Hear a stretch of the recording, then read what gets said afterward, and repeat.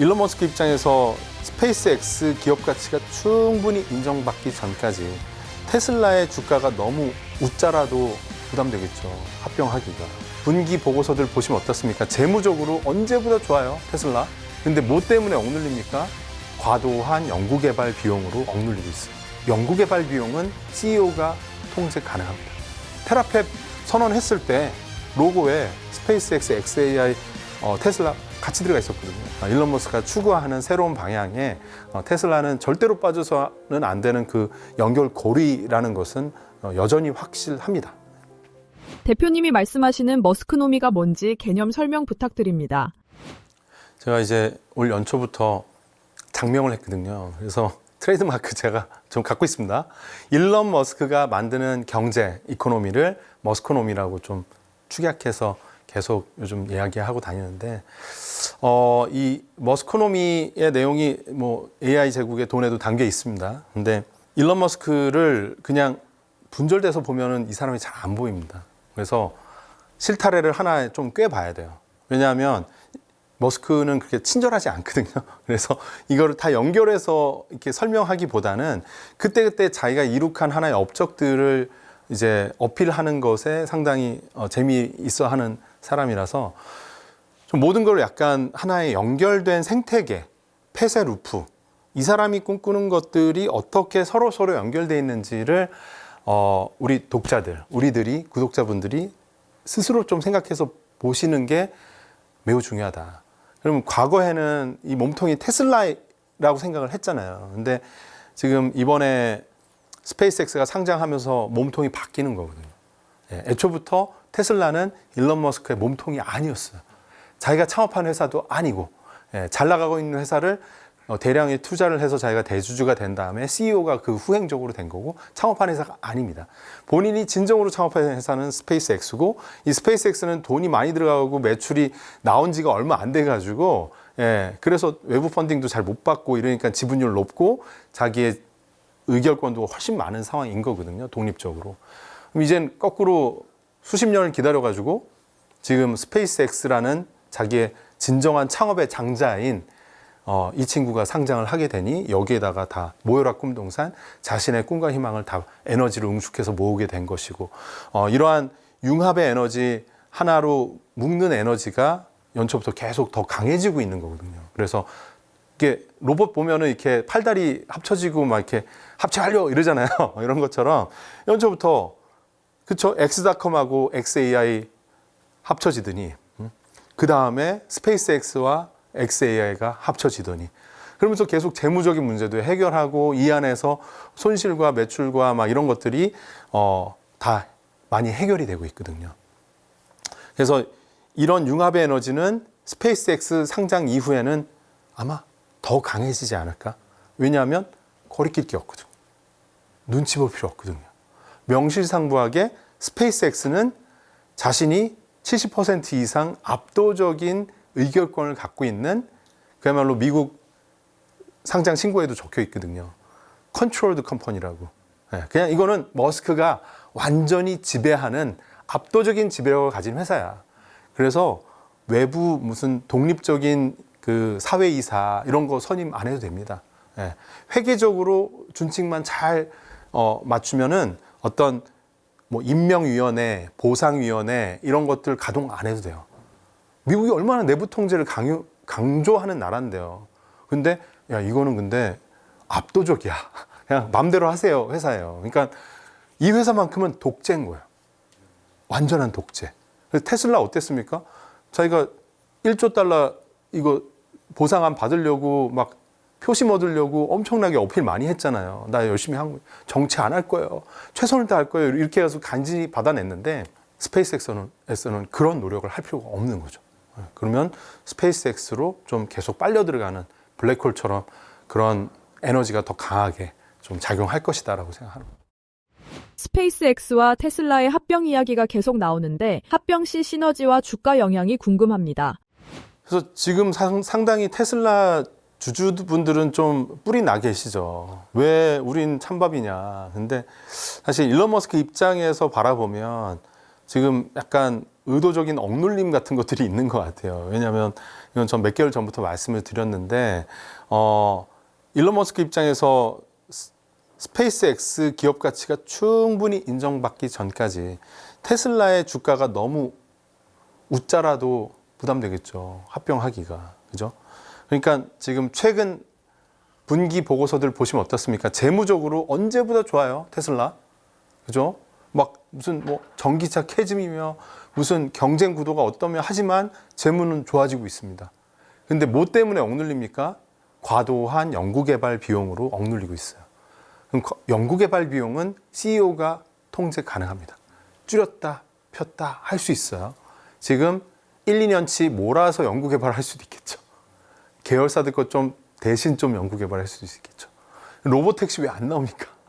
옵티머스 왜 빨리빨리 안 나와요? 이런 호재성 있는 것들은 빨리 안 내주고 비용은 더 많이 달고 물론 이 회계적인 준칙 안에서 하겠죠.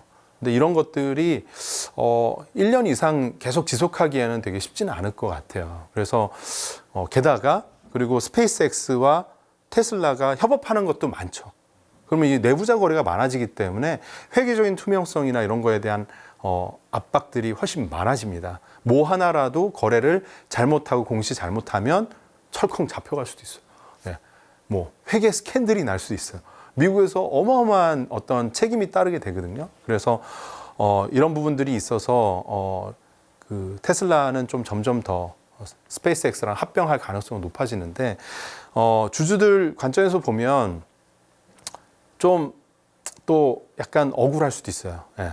뭐냐면 일론 머스크가 조항들을 몇 개 걸어놨거든요. 그러니까 원래 일론 머스크 1조 달러 보상을 받으려면 일론 머스크가 달성해야 되는 업적이 엄청 많습니다. 뭐 테슬라 자동차도 많이 팔아야 되고 옵티머스 로봇도 많이 팔아야 되고 사이버캡 로보택시도 잘 굴러가야 되고 뭐 등등 많습니다.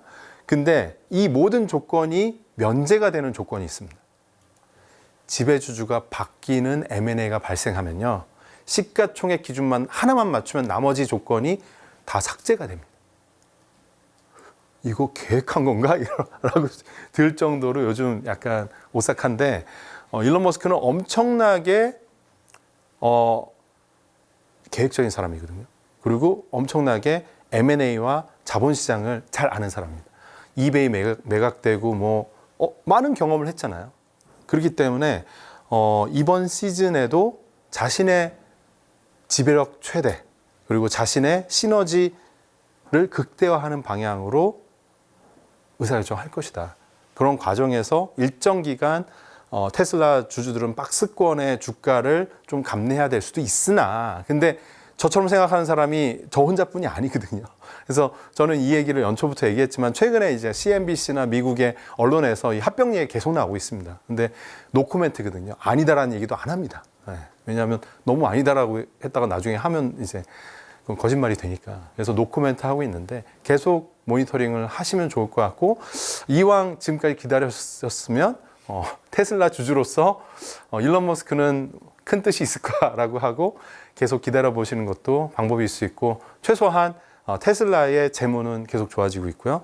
R&D 비용 같은 경우도 저는 더 여기에다가 과도하게 달리기는 쉽지 않을 거다라고 생각하고 이제는 결과물들 많이 나올 타이밍이 된 것 같습니다. 그리고 스페이스X가 상장해서 계열사 간의 반계 회사죠. 반계 회사 간의 시너지를 내는 것도 테슬라 주주들한테 사실은 되게 좋은 일이거든요. 그래서 스페이스X가 잘 되는 것도 테슬라한테는 장기적으로는 되게 좋은 일이다. 그리고 일례로 사실 테라팹 선언했을 때 로고에 스페이스X, XAI, 테슬라 같이 들어가 있었거든요. We are the world. 일론 머스크 밑에서 우린 하나야. 약간 이런 느낌이 있거든요. 예, 그래서 그런 측면에서 뭐 반도체나 뭐나 이렇게 일론 머스크가 추구하는 새로운 방향에 테슬라는 절대로 빠져서는 안 되는 그 연결고리라는 것은 여전히 확실합니다. 스페이스X 상장 이후 머스크노미의 차세대 주인공은 무엇이 될까요? 그래서 일단은 뭐 스타링크의 압도적인 경쟁력 더 키워나갈 것이고 뭐 스타쉽을 통한 어떤 우주 탐사의 규모와 그 스케일을 더 키워나갈 것이고요. 그리고 XAI가 가장 아마 돈을 먹는 하마가 될 텐데 상장 이후에도 아마 데이터 센터 추가 건설을 위해서 뭐 추가적인 유상증자나 뭐 어떤 채권 발행이나 있을 거라고 생각합니다. 지금 구글도 채권 발행하고 뭐 유상증자하고 자금 조달을 엄청나게 하거든요.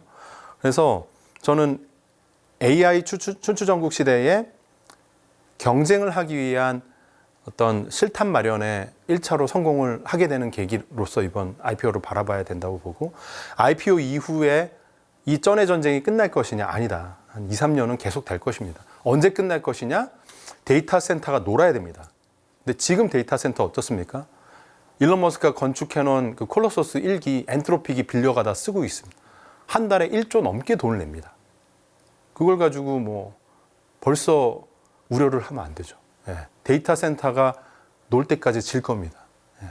그걸 거꾸로 70조, 80조짜리 1기가와트 대규모의 데이터 센터를 안 갖고 있는 나라들이 정말 빛의 속도로 도태될 겁니다. 대표적인 사례가 유럽이고요. 한국도 그런 측면에서는 긴장을 해야 된다고 생각하고요. 근데 우리나라는 안전하죠. 왜냐하면 그 수백조 원에 달하는, 뭐 천조가 넘어갈 거죠, 올해도. 근데 그 AI 데이터 센터 전의 전쟁에 한 20% 정도가 반도체 아닙니까?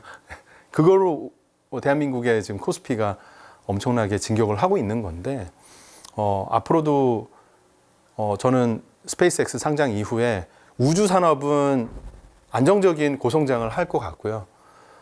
위험한 쩐의 전쟁 속에서 아슬아슬한 줄타기를 하면서 미친 듯한 성장을 하는 산업이 바로 AI 모델, 초지능을 향해 가는 AI 전쟁이라고 저는 바라보고 있습니다.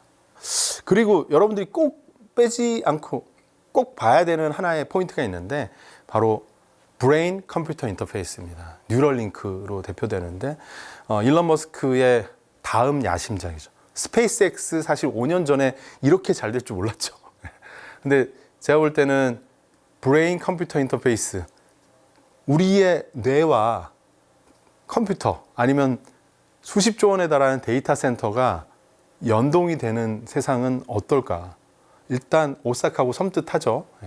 뭐 아바타, 뭐 매트릭스 다 그 SF 영화에 나오는 그런 미래인데, 장년 기준으로 보면은 벌써 중환자, 그러니까 중증 장애인, 그러니까 몸을 못 움직이시는 척수 손상 입으신 분들이 검색을 하고 온라인 게임을 할 수 있을 정도로 빠르게 반응하는 거를 뇌에 칩을 심어가지고 작동을 합니다.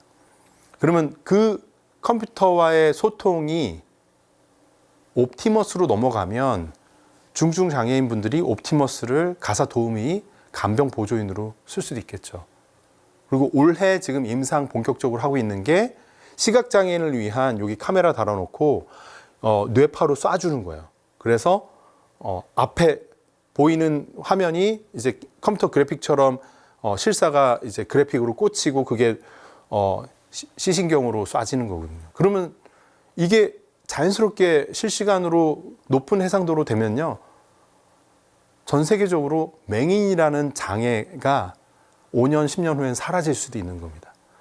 그래서 일론 머스크는 참 영리하게도 사람들이 노할 수 없는, 반대할 수 없는 가장 극악한 환경의 장애인 분들의 자유를 주는 방향으로 이 기술을 쓰고 있어요. 그러잖아요. 가족 중에 앞을 못 보는 분이 있고 거동을 못하는 분이 있어요. 뉴럴링크를 통해서 그 장애로부터 해방이 될 수 있는 기회가 생긴다고 하면 반대하는 분은 없을 겁니다. 그래서 이 기술이 앞으로 2년, 3년 엄청나게 빠른 속도로 확산되고 성장할 가능성도 반드시 지켜봐야 된다. 어느 순간 스페이스X에 또 빨려 들어올 수도 있는 거죠. 재밌게 바라보면 좋을 것 같습니다.